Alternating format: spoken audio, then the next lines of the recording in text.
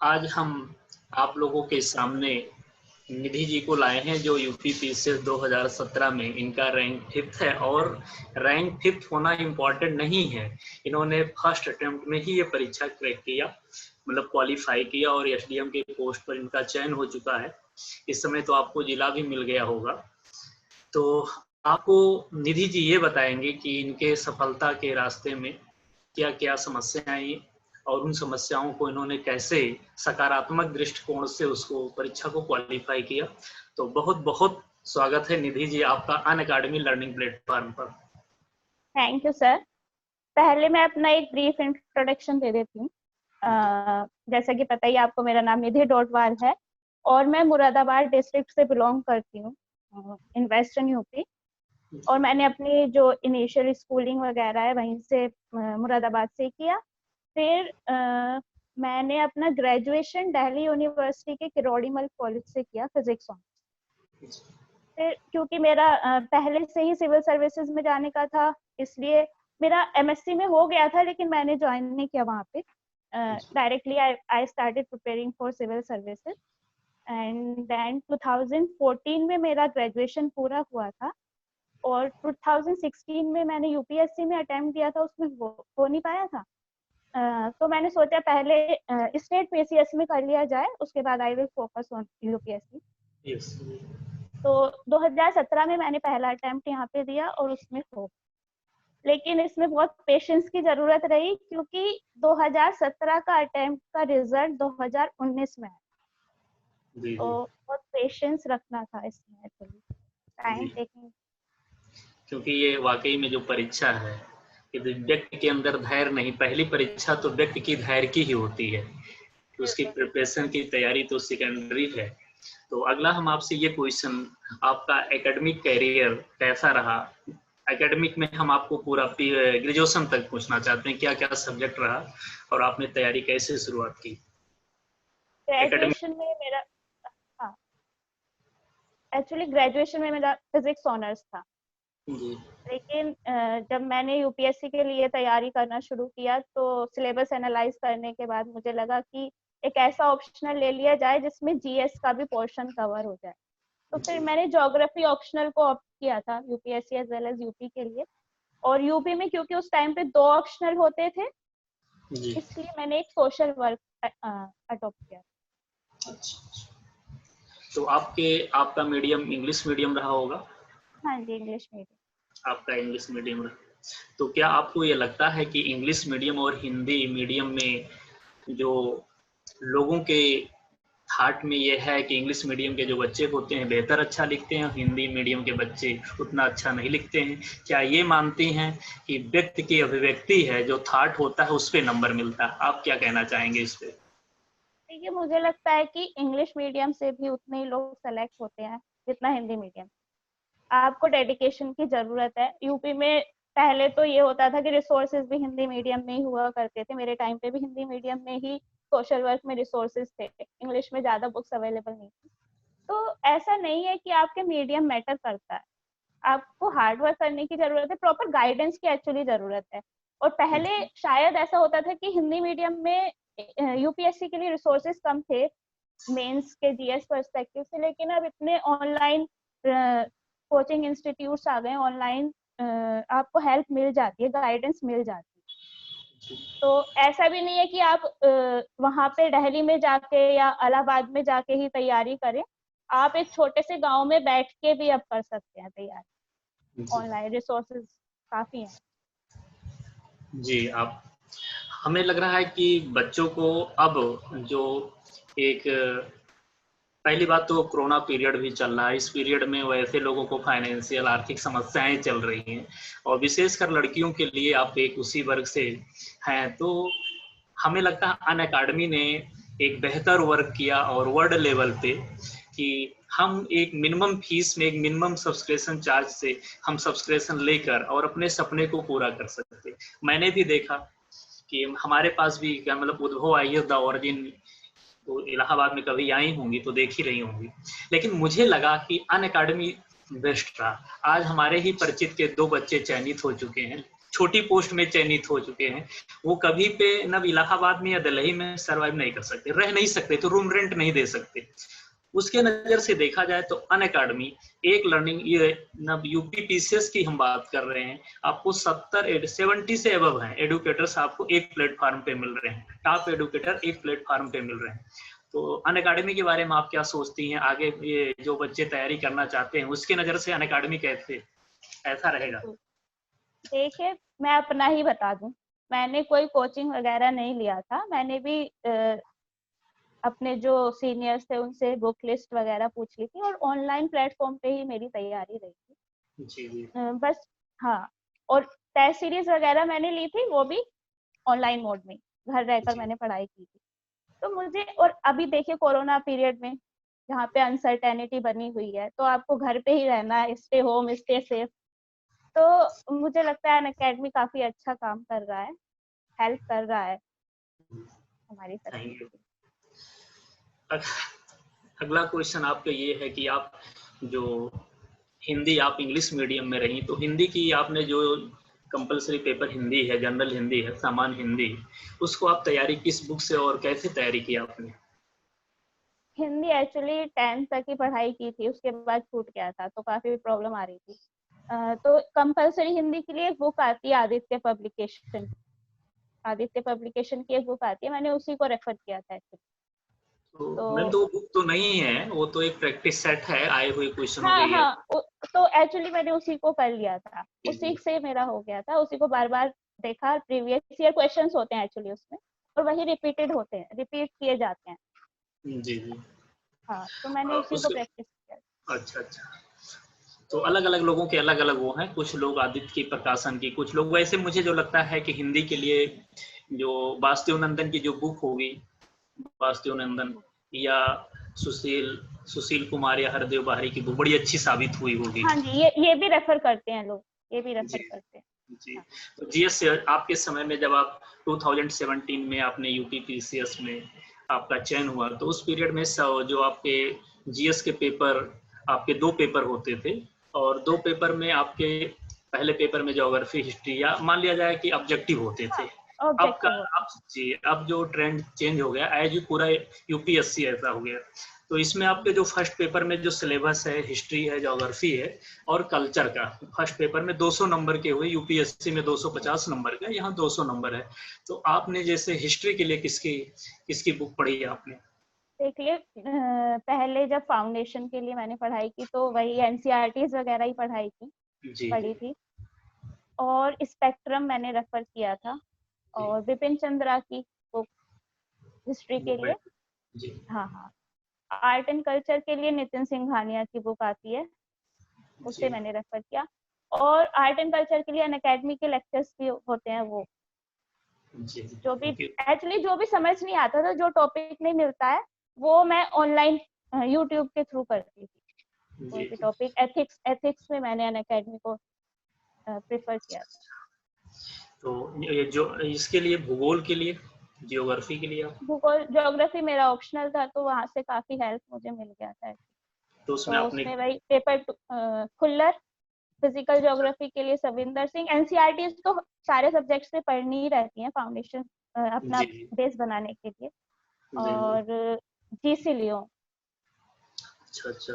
तो सविंदर सिंह की बुक जो है, आपने कौन सी बुक, आपने जियोमॉर्फोलॉजी ने पढ़ा कि आपने उनकी इंडिया या फिजिकल किया? एक्चुअली जो जीएस के लिए तो आपको जियोमॉर्फोलॉजी, क्लाइमेटोलॉजी अलग से पढ़ने की जरूरत नहीं है, आप सविंदर सिंह की फिजिकल ज्योग्राफी पढ़ सकते हैं। लेकिन लेकिन क्योंकि मेरा ऑप्शनल था ज्योग्राफी, हाँ जी, तो उसमें कुछ पार्ट्स पोर्शन जियोमॉर्फोलॉजी के भी पढ़ने होते हैं। सविंदर सिंह की अलग से आती है जियोमॉर्फोलॉजी। जी जी जी, हाँ मोटी सी होती है। हाँ हाँ, मोटी सी होती है, लेकिन पूरी नहीं पढ़नी होती। You have to be very selective. जी जी। हमारा भी जियोग्राफी सब्जेक्ट रहा, और इसलिए अच्छा अच्छा थोड़ा सा मैंने भी पढ़ा, आरसी अच्छा। तिवारी और सविंदर सिंह की।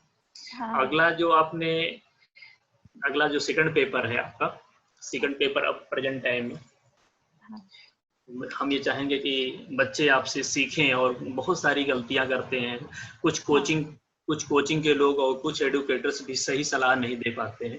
तो हाँ सेकंड पेपर होता है आपका इंडियन पॉलिटी है, सोशल जस्टिस, गवर्नेंस, हाँ आईआर, और ये पार्ट बच्चों को कहाँ से देखना चाहिए, क्योंकि मैंने देखा हूँ कि इलाहाबाद की कोचिंग और दिल्ली की मैं वहाँ पे भी 2 साल टीचिंग किया हूँ माजिद हुसैन सर के साथ ही में।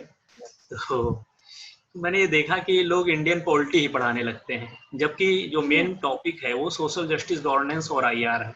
तो आप बिल्कुल। क्या राय देंगे कि बच्चों को कैसे पढ़ना चाहिए? वो प्री के नज़र से इंडियन पॉलिटी ही पढ़ते रह जाते हैं। तो हाँ सोशल जस्टिस और गवर्नेंस कहाँ तक उपयोगी है, कौन सी बुक पढ़ना चाहिए और कैसे पढ़ना चाहिए? एक्चुअली जो पेपर 2 है वो डायनामिक है काफी, जी तो खुल्लर से बेस तो बन जाता है, लेकिन वो बहुत पुराने फैक्ट्स दिए हुए हैं और मैंने देखा है कोचिंग सेंटर्स में भी वही फैक्ट्स चले आ रहे हैं।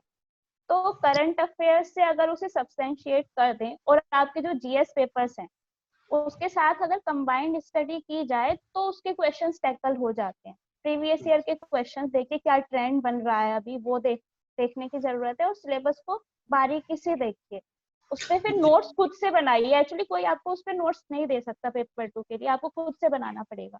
जी, वो करंट से रिलेट करता हाँ है हाँ, ना? करंट से रिलेट करेगा। जी आपको और पेपर 2 और पेपर 1 में भी कंबाइंड स्टडी करनी है। पेपर 1 का कुछ एग्जाम्पल आप पेपर 2 में डाल सकते हैं, पेपर जी 2 का कुछ आप पेपर 1 में डाल सकते हैं। जी तो एक अगला होलिस्टिक स्टडी रहती है।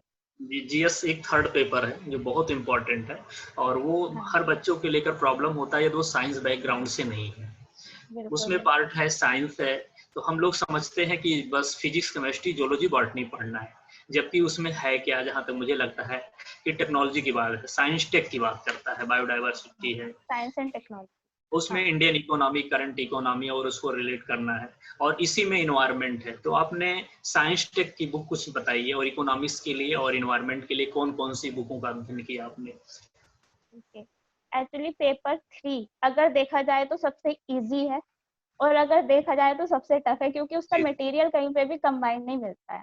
जी तो मैंने क्या किया, पेपर 3 का मैं एक एक टॉपिक उठाती थी, फिर उस पे कुछ वर्ड्स लिख लिए, उससे रिलेटेड कुछ भी करंट अफेयर्स है, मतलब कुछ भी करंट में चल रहा है उससे रिलेटेड कोई भी टॉपिक, उसे मैंने नोट कर लिया।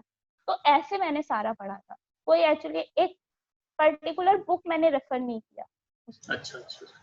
हाँ हाँ। और साइंस एंड टेक्नोलॉजी का मैं आपको बता दूं, जो भी अभी चल रहा है टॉपिक, ट्रेंडिंग है कोई टॉपिक, जी तो वही आता है, उससे रिलेटेड ही क्वेश्चन आता है। पुराना कुछ नहीं आता कि पहली जी। सैटेलाइट कौन सी थी, ऐसा कोई क्वेश्चन नहीं आता है। इसका मतलब ये है कि यदि हम विगत 1 वर्षों का, पिछले 1 साल का करंट साइंस का तैयार कर लें, तो हमारा जो है मेंस जो है अच्छा स्कोर कर सकते हैं। हाँ, और पेपर 3 का मुझे लगता है इंटरनेट के थ्रू ही तैयारी हो सकती है, उसमें कोई एक पर्टिकुलर बुक नहीं है एक्चुअली। इंडियन इकोनॉमी के बेसिक बुक के लिए कुछ बताएंगे बच्चे, जिसका मान लिया जो साइंस बैकग्राउंड के बच्चे हैं और उसके उनके वर्ड ही नहीं समझ में आते हैं कि जीएनपी क्या है, एनएनपी क्या ओके है, ओके। ऐसे तो एक्चुअली उस उसमें मैं मृणाल जी हैं, मृणाल जी, उनके वेबसाइट को मैंने रेफर किया था, यूट्यूब पे उनके लेक्चर्स पड़े हुए हैं मृणाल जी के। मोनाल जी भी आपके अनअकैडमी से ही हैं? हाँ हाँ हाँ, वो मैंने देखा है। जी जी। हाँ तो बिल्कुल। आपके सफलता में उनके उनके लेक्चर्स एक्चुअली बहुत हेल्पफुल रहते हैं। जी जी। तो अगला टॉपिक आपका जीएस के फोर्थ पेपर में चर्चा कर लूं, इथिक्स आता है। इथिक्स है, इंटीग्रिटी, एप्टीट्यूड टेस्ट है, नीति शास्त्र, इसके लिए आपने कैसे तैयारी किया? और यह एक नया टॉपिक है, और हर एक प्रशासनिक अधिकारी को, प्रशासनिक अधिकारी से बनने से पहले तो मुझे ये लगता है कि हर गवर्नमेंट को, स्टेट गवर्नमेंट या सेंट्रल गवर्नमेंट को 9th से ही एक सब्जेक्ट, जैसे हम लोग इन्वायरमेंट पढ़ते हैं वैसे एक इथिक्स पेपर होना चाहिए। बिल्कुल होना चाहिए। जी, तो आप इथिक्स के बारे में कौन सी बुक पढ़ें, या ये एटमॉस्फेयर, कल्चर क्या डिपेंड करता है, हम इथिक्स में कैसे नंबर पाएं? हमें तो लगता है कि ये इन्वायरमेंट का ज़्यादा इफेक्ट पड़ता है, हम किस इन्वायरमेंट में रहते हैं, हमारी थॉट कैसी हाँ है। हाँ, तो इसके आपकी बारे में आपको कुछ पर्सनैलिटी कैसी है, आप कैसे सोचते हैं किसी भी सिचुएशन को लेकर, वही आपके आंसर्स में रिफ्लेक्ट करता है। बहुत जनरलाइज्ड क्वेश्चंस होते हैं एथिक्स के जो कोई भी टैकल कर सकता है, लेकिन मुझे लगता है कि अगर आप उस पेपर को अगर 10 दिन पढ़ लें तो काफी स्कोरिंग हो जाता है वो। तो जो भी डेफिनेशंस वगैरह हैं वो आप नोट कर लो। इसमें मैंने अनअकैडमी को ही रेफर किया था, क्योंकि कई टॉपर्स के लेक्चर उसमें पड़े हुए हैं, तो उससे वो काफी इंटरेस्टिंग बन गया था मेरे लिए एथिक्स। अच्छा अच्छा। तो जैसे मैथ्स करते हैं ना हम लोग, वैसा सा कुछ हो गया था। जी, जी। थोड़ा तो साइंटिफिक सा। जी, तो ये एथिक्स का जो पेपर रहा, ये एक मैंने देखा है कि बच्चों की जो सफलता में जो रैंक होल्डर रहे हैं, उनकी स्कोर बहुत अच्छा कर रहा है प्रेजेंट टाइम में अब। उस समय तो नहीं था, लेकिन प्रेजेंट टाइम आप यूपीएससी दे रही हैं, तो ये ज़रूर आपका 250 नंबर का 4th पेपर है। अगला जी, आपका जो सब्जेक्ट रहा वो आपका सोशल वर्क और वो फिजिक्स का था, ज्योग्राफी, भौतिकी। जी, ज्योग्राफी था। नहीं यूपीपीसीएस में। ज्योग्राफी था, ज्योग्राफी एंड सोशल वर्क। तो अब तो सोशल वर्क नहीं है, तो अब अभी तो नहीं है। छोटे। जी, जी, अब तो डिफेंस है, रुका बचा हुआ है, वो हाँ, ही बड़े बच्चों के आंदोलन करने के बाद। तो आप जो है ज्योग्राफी में मान लीजिए कोई किसी बच्चे का ऑप्शनल सब्जेक्ट है, आपको आइडियल मान के बहुत सारे बच्चे यूट्यूब पे आपको सर्च करेंगे, तो आप थोड़ा सा कुछ बुकों का, इंपॉर्टेंट बुकों का नाम थोड़ा सा बताएं, हाँ, हाँ, जिससे हाँ, ऑप्शनल सब्जेक्ट के तौर पे। बिल्कुल बिल्कुल। पहले तो एनसीईआरटीज, आप फाउंडेशन के लिए बेस बनाने के लिए एनसीईआरटीज 6 से 12 तक। अलोंग विथ, हाँ 6 से 12। और अगर आपको लगता है आपका मतलब आपने पहले कुछ पढ़ा हुआ है तो आप 9 से भी ले सकते हैं, 9 to 12। और अगर लग रहा है कि अभी समझ नहीं आ रहा तो फिर 6 से पकड़ लीजिए। जी, और फाउंडेशन बनने के एक जीसी लियोंग आती है, वो पढ़ लीजिए। लेकिन इसके साथ एक जरूरी काम है जो मैं बताना चाहूंगी, प्रीवियस ईयर के क्वेश्चन पेपर्स प्लस सिलेबस, वो तो डेली देखना है। मेरा जी, जो सिलेबस था उस पर इतना ज्यादा मतलब कोई समझ नहीं सकता था, इतना ज्यादा मैंने अंडरलाइन और ये सब कर लिया था, हाईलाइट कर लिया था, कोई दूसरा देखता तो वो समझ नहीं पाता। जी, तो जहाँ सिलेबस रोज देखना है, हाँ। प्रीवियस ईयर क्वेश्चंस डेली देखना है, उससे आपका बेस बन जाएगा, आपका माइंड उस तरफ एक्ट करने लगेगा कि किस टाइप के क्वेश्चंस आ रहे हैं। फिर आप वही मटेरियल पिक करोगे जो आपके यूज का होगा, इररेलेवेंट मटेरियल पिक नहीं करेंगे। और बाकी पेपर 1 के लिए फिजिकल ज्योग्राफी के लिए सविंदर सिंह, अगर आप लोग चाहें तो जो मॉर्फोलॉजी के लिए भी सविंदर सिंह की आती है, अलग से भी बुक्स देख सकते हैं, लेकिन पहले सविंदर सिंह की फिजिकल ज्योग्राफी पढ़ लें। मतलब मिनिमम पे फोकस करिए, 70% रूल पर। जी तो कवर कर देते हैं। हाँ, पहले मिनिमम कवर करिए, उसके बाद आगे बढ़िए। फिर ज्योग्राफिकल थॉट के लिए आर.डी. दीक्षित की बुक आती है। एंड आप किसी कोचिंग सेंटर के नोट्स भी रेफर कर सकते हैं अगर चाहें तो। जी, पेपर 2 के लिए खुल्लर आती है। और उसके साथ साथ जो भी करंट के टॉपिक्स हैं, करंट अफेयर्स को तो सब्सटेंशिएट करना ही है उसमें। जी, और प्लस जीएस का जो भी पोर्शन है उसके साथ मिला के पेपर 2 को अगर पढ़ें तो स्कोरिंग हो जाता है। अच्छा। और उसमें अपने नोट्स बनाने हैं। अच्छा, कुछ लोगों का ऐसा विचार है कि फिजिकल ज्योग्राफी में नंबर ज़्यादा मिलता है और इंडियन ज्योग्राफी में नंबर कम मिलता है, क्या ऐसा सही है? नहीं नहीं, मैंने कुछ लोगों का देखा है जो फिजिकल जो मतलब जो पेपर 1 है उसमें बहुत कम रह गया और पेपर 2 में बहुत ज्यादा है, अच्छा, तो अच्छा। ऐसा नहीं है। हाँ, चलिए, तो बड़ा अच्छा लग रहा है। और मैंने आपके बारे में ये एक चीज़ तो बड़ा अच्छे से सीखा, और मैंने भी जाना कि आपने अभ्यास को परीक्षा देने से पहले आप प्रत्येक क्वेश्चन का विगत वर्षों के खूब अच्छे से राइटिंग एबिलिटी पर वर्क किया। ये जहाँ तक मुझे लगता है आपकी सफलता में इसको 90% यदि मैं नंबर दूं तो गलत नहीं होगा। बिल्कुल बिल्कुल। आंसर राइटिंग, उसी से पहले जब मैं आंसर राइटिंग करती थी तो मैं शुरू में मैं ये सोचती थी, जैसे कुछ लोग डरते हैं आंसर राइटिंग से, तो मैं ये सोचती थी 0 से शुरू करते हैं कि ये इस वाले पेपर में जो मैं आज देने जा रही हूँ उसमें मेरे 0 नंबर आने वाले हैं। तो जी, अपने आप से ही कंपेयर करती थी, लेकिन 0 आते नहीं थे, वो ज्यादा ही आते थे थोड़े।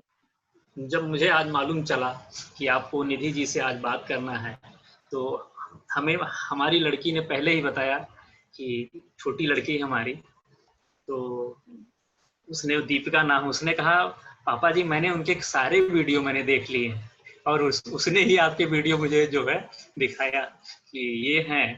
तो बड़ा अच्छा लगा, कहने मतलब कि लड़कियों के लिए एक आप प्रेरणा स्रोत हो। मेरी लड़की भी 10 ईयर से वो आपकी वीडियो को देख रही है। थैंक तो यू। हाँ, तो आप ये थोड़ा सा बताइए कि मान लिया जाए किसी कोई लड़का है या कोई लड़की है, वो अपने सपने को पूरा करने के लिए उसको एक दबाव होता है, नया नया लड़का आता है कि हम 10 घंटे पढ़ें, 12 घंटे पढ़ें, रोज टाइम टेबल बनाता है, फिर वो टाइम टेबल के अकॉर्डिंग पढ़ नहीं पाता है, जहाँ तक मुझे लग रहा है। हाँ हाँ, क्योंकि ऐसा होता है। क्या उसको ईयरली का एक एक वर्क मैप बना लेना चाहिए, फिर मंथली में, फिर वीकली बना लेना चाहिए, फिर डेली का इतना वर्क मुझे करना ही करना? आप कैसे सोचती हैं इसके बारे में? हाँ हाँ, ऐसे ही पहले तो एक मतलब अपने आप को किसी टाइम लिमिट में मत बांधो, क्योंकि आपको नहीं पता कब होगा। किसी को 1 साल में फर्स्ट अटेम्प्ट में हो जाता है, किसी को 6 अटेम्प्ट लग जाते हैं। जी जी तो बांधिए नहीं अपने आप को। जी जी पहले तो एक दूर का ये देखिए कि हाँ, मुझे करना है, ठीक है। फिर सोच के ये करिए कि हाँ, this is the last attempt, ये मेरा लास्ट अटेम्प्ट ही है। फिर वो जी 1 ईयर की स्ट्रेटेजी बनाइए, फिर 3 महीने की, फिर 1 महीने की, फिर वीकली एंड देन डेली। कुछ भी टॉपिक वाइज, लेकिन अपने टॉपिक्स को कवर करने की कोशिश करिए, घंटे पर मत जाइए। मेरे साथ भी होता था ये कि मैं डेली टाइम टेबल बनाती थी, लेकिन कई बार वो नहीं होता था पूरा। कई बार जी क्या मतलब नॉर्मली नहीं होता था पूरा। जी और एक चीज था, मुझे नींद ज्यादा आती थी, क्योंकि सेल्फ जी स्टडी था, कहीं जाना होता नहीं था कोचिंग वगैरह, तो घर पे ही रहकर पढ़ाई करती थी। तो मेरा 9 घंटे, 9 से 10 घंटे सोने में जाता था। तो मुझे लगता था जब टॉपर्स के इंटरव्यू देखती थी कि 6 घंटे से ज्यादा नहीं होना चाहिए। फिर मैं उसे रिड्यूस करने की कोशिश करती थी, लेकिन हो नहीं पाता था। कितना भी मैंने कोशिश किया, मुझे लगता था नहीं होगा फिर मेरा क्योंकि मैं नहीं सोती ज्यादा हूँ।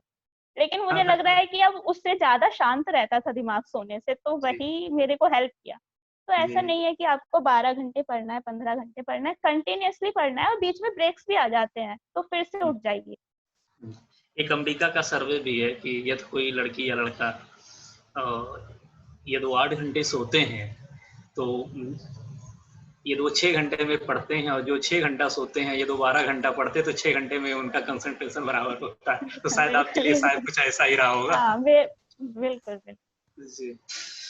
तो क्या आपको नहीं लगता है कि जो ऑफलाइन कोचिंग सेंटर हैं, जैसे वो इलाहाबाद देखेंगे, प्रयागराज, जो तो नाम बदल गया, प्रयागराज, दिल्ली, प्रयाग। लखनऊ, कानपुर, एजुकेशन हब है।